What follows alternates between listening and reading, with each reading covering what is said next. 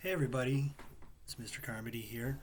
Um, wanted to finish Flipped with you guys, but things changed with school, so we weren't able to finish it. All the books are at school.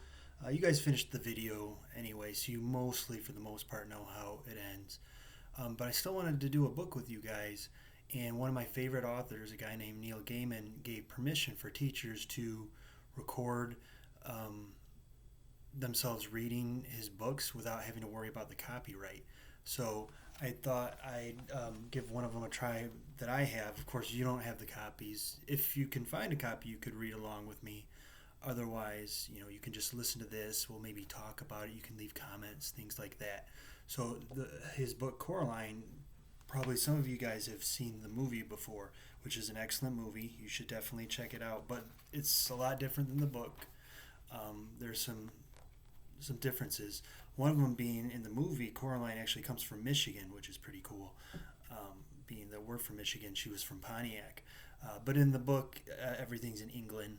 They're from England. Neil Gaiman, the author, is from England. Um, so let's read, and if you've seen the movie, see if you can notice some differences. So here's Coraline by Neil Gaiman, Chapter 1. Coraline discovered the door a little while after they moved into the house. It was a very old house. It had an attic under the roof and a cellar under the ground and an overgrown garden with huge old trees in it. Coraline's family didn't own all of the house. It was too big for that. Instead, they owned part of it. There were other people who lived in the old house. Miss Spink and Miss Forcible lived in the flat that's an apartment in England. They lived in a flat below Coraline's on the ground floor. They were both old and round, and they lived in their flat with a number of aging Highland Terriers who had names like Hamish and Andrew and Jock. Once upon a time, Miss Spink and Miss Forcible had been actresses, as Miss Spink told Coraline the first time she met her. You see, Caroline, Miss Spink said, getting Coraline's name wrong, both myself and Miss Forcible were famous actresses in our time. We trod the boards, lovey. Oh, don't let Hamish eat the fruitcake, or he'll be up all night with his tummy. It's Coraline, not Caroline. Coraline, said Coraline.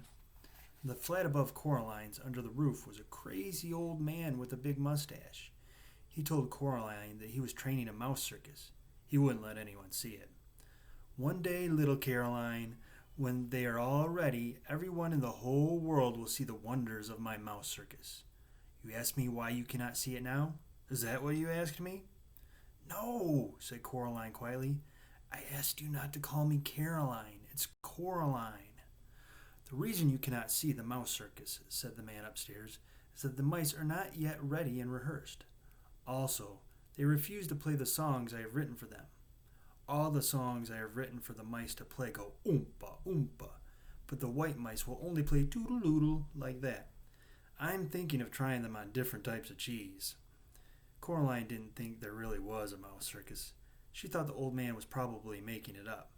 The day after they moved in, Coraline went exploring. She explored the garden. It was a big garden. At the very back was an old tennis court. But no one in the house played tennis. The fence around the court had holes in it, and the net had mostly rotted away. There was an old rose garden filled with stunted, fly-blown rose bushes. There was a rockery that was all rocks. There was a fairy ring made of squidgy brown toadstools which smelled dreadful if you accidentally trod on them. There was also a well. On the first day Coraline's family moved in, Miss Spink and Miss Forcible made a point of telling Coraline how dangerous the well was, and they warned her to be sure she kept away from it.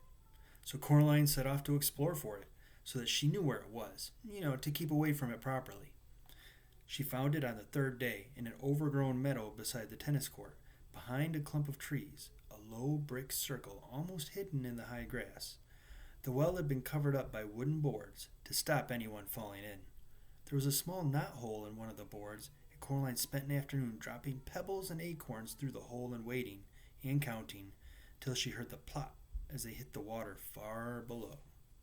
Coraline also explored for animals. She found a hedgehog and a snakeskin, but no snake, and a rock that looked just like a frog, and a toad that looked just like a rock.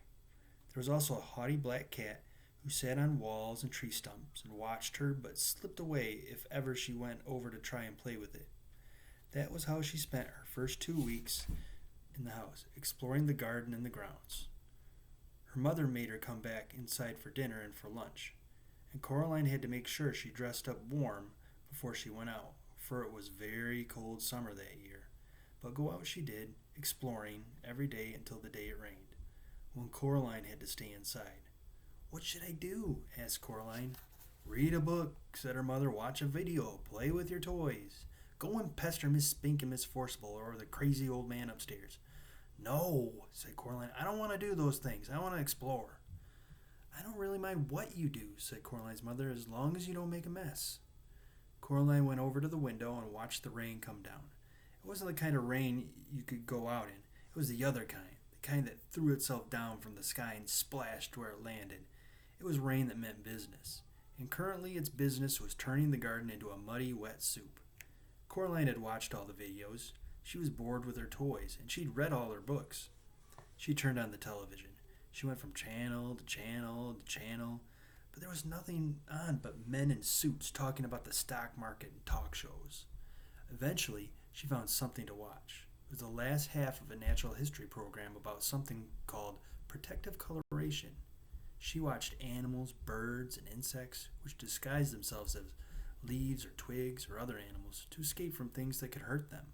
She enjoyed it, but it ended too soon and was followed by a program about a cake factory. It was time to talk to her father. Coraline's father was home. Both of her parents worked doing things on computers, which meant that they were home a lot of the time. Each of them had their own study. "Hello, Coraline," he said when she came in without turning around. "Humph," said Coraline. "It's raining." "Yep," said her father. "It's bucketing down." "No," said Coraline. "It's just raining. Can I go outside?" "What does your mother say?" "She says you're not going out in weather like that, Coraline Jones." "Then no." "But I want to carry on exploring." "Then explore the flat," suggested her father. "Look, here's a piece of paper and a pen. Count all the doors and windows, list everything blue, mount an expedition to discover the hot water tank, and leave me alone to work." "Can I go into the drawing room?" The drawing room was where the Joneses kept the expensive and uncomfortable furniture Coraline's grandmother had left them when she died. Coraline wasn't allowed in there. Nobody went in there. It was only for best. "If you don't make a mess and you don't touch anything." Coraline considered this carefully. Then she took the paper and pen and went off to explore the inside of the flat. She discovered the hot water tank. It was in a cupboard in the kitchen. She counted everything blue, 153. She counted the windows, 21. She counted the doors, 14. Of the doors that she found, 13 opened and closed. The other, the big carved brown wooden door at the far corner of the drawing room, was locked. She said to her mother, "Where does that door go?" "Nowhere, dear. It has to go somewhere." Her mother shook her head. "Look," she told Coraline. She reached up and took a string of keys from the top of the kitchen door frame. She sorted through them carefully and selected the oldest, biggest, blackest, rustiest key. They went into the drawing room. She unlocked the door with the key. The door swung open. Her mother was right. The door didn't go anywhere. It opened onto a brick wall. "When this place was just one house," said Coraline's mother, "that door went somewhere. When they turned the house into flats, they simply bricked it up. The other side is the empty flat on the other side of the house, the one that's still for sale." She shut the door and put the string of keys back on top of the kitchen door frame. "You didn't lock it," said Coraline. Her mother shrugged. "Why should I lock it?" she asked. "It doesn't go anywhere." Coraline didn't say anything. It was nearly dark outside now, and the rain was still coming down, pattering against the windows and blurring the lights of the cars in the street outside. Coraline's father stopped working and made them all dinner. Coraline was disgusted. "Daddy," she said, "you've made a recipe again."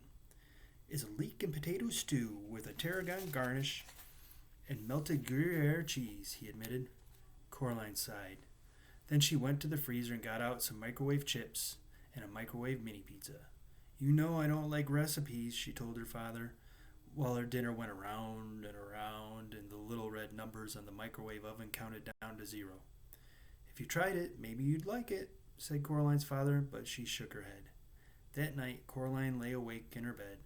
The rain had stopped, and she was almost asleep when something went tick, tick, tick, tick. She sat up in bed. Something went grrrr.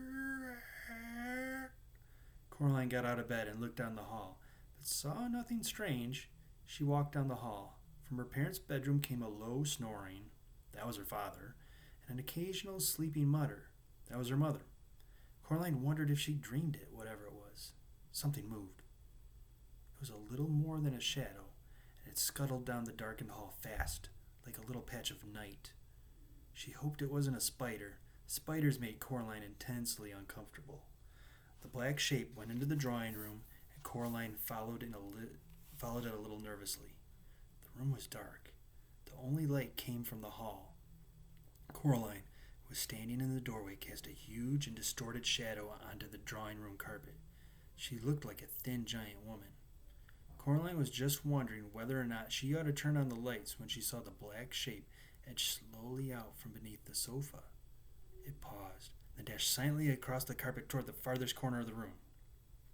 There was no furniture in that corner of the room. Coraline turned on the light. There was nothing in the corner. Nothing but the old door that opened onto the brick wall.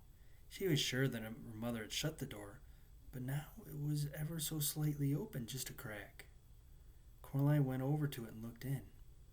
There was nothing there, just a wall built of red bricks. Coraline closed the old wooden door, turned on the light, and went to bed. She dreamed of black shapes that slid from place to place, avoiding the light until they were all gathered together under the moon. Little black shapes with little red eyes and sharp yellow teeth. They started to sing. We are small, but we are many. We are many, we are small. We are here before you rose. We will be here when you fall. Their voices were high and whispering and slightly whiny. They made Coraline feel uncomfortable. Then Coraline dreamed a few commercials, and after that she dreamed of nothing at all. That's the end of chapter 1. What do you guys think? Leave some comments below. What was that dark shadow? Why did it go into the drawing room where the door was? I mean, there's nothing there. And Neil Gaiman started off the story, very first sentence in the story, Coraline discovered the door a little while after they moved into the house. He actually opened the book talking about the door that just leads to a brick, wall with nothing there. What do you think about Coraline's parents? What do you think about her neighbors? What do you think Coraline thinks about them? So hit that subscribe button, hit that like button, and leave some comments below. Talk to you guys soon. I'll try and do this maybe 3 or 4 times a week. Bye-bye.